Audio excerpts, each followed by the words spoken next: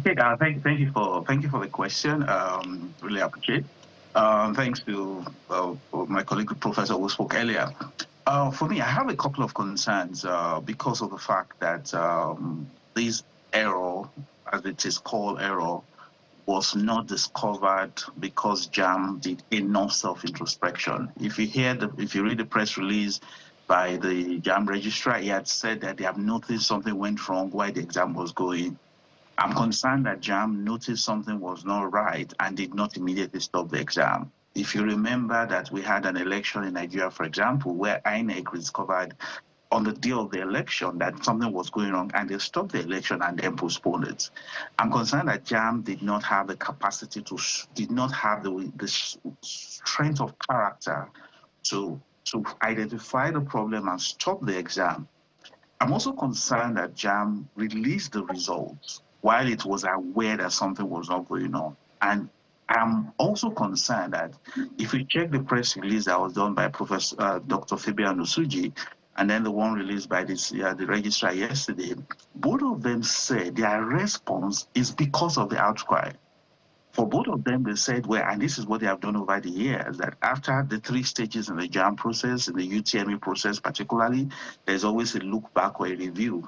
They said this time around, all they are doing is they are making the review closer.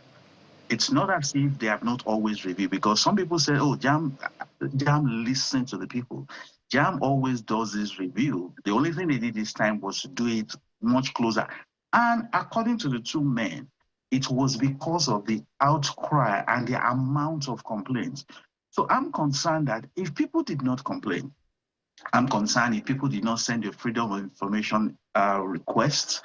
I'm concerned if people did not threaten a court action, would JAM have carried out this review early enough? Remember, JAM would have carried out a review maybe sometimes later in the year at the point in which nothing can be done. So my biggest challenge with all this process, and I like the fact that JAM owned up and apologized, is the fact that as a learning institution, there's a difference between an institution of learning and a learning institution.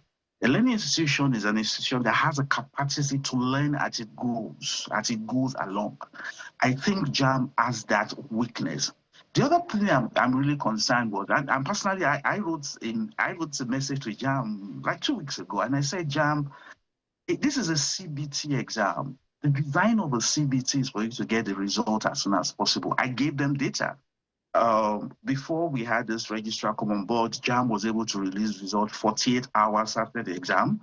A couple of years back, this registrar, due to his execution excellence, was able to release the JAM result within 24 hours. And I asked the question, you have started this JAM, today makes it 1 week, you have not released the result. What is the problem? And they didn't respond.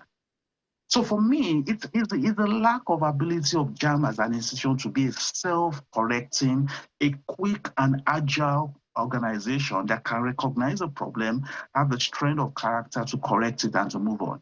It's not fair that 300,000 students got results they shouldn't get. It is not fair to those students.